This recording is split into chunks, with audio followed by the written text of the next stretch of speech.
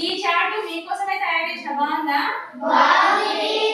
దీంట్లో తెలుగు నెలలు తెలుసుకోవచ్చు, ఋతువులు 6 తెలుసుకోవచ్చు, కాలాలు 3 తెలుసుకోవచ్చు. ఇవి తెలుగు నెలలు ఎన్ని?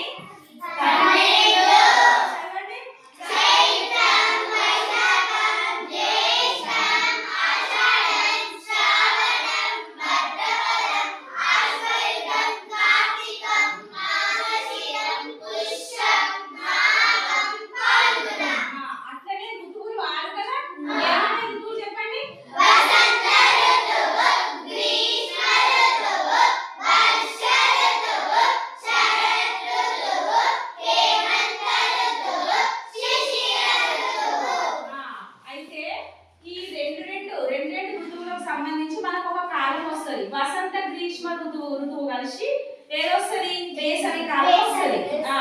వర్ష శరద్ ఋతువు కలిసి వర్షాకాలం వస్తుంది. హేమంత శిశిర ఋతువు కలిసి చలికాలం వస్తుంది. అట్లనే రెండు నెలలు కలిసి ఒక ఋతువు వస్తుంది. చైత్రం వైశాఖం కలిసి వసంత ఋతువు వస్తుంది. జ్యేష్ఠం ఆషాఢం కలిసి గ్రీష్మ ఋతువు వస్తుంది.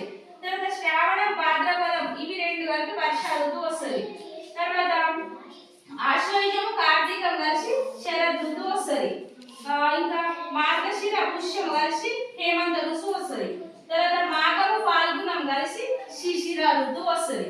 ఇవి 2 వసంత ఋతువులో చెట్లు ఏం చేస్తే చిగురిస్తాయి. గ్రీష్మ ఋతువులో ఎండలు బాగుంటాయి.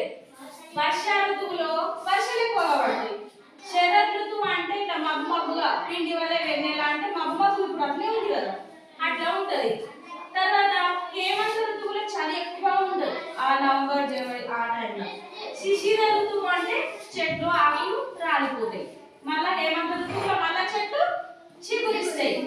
ఇది దీంట్లో తెలుగు నెలలు, ఋతువులు, కాలాలు సంబంధించి 3 ఒకటే చాట్ల మీకోసం తయారు చేసుకొచ్చాను నేను.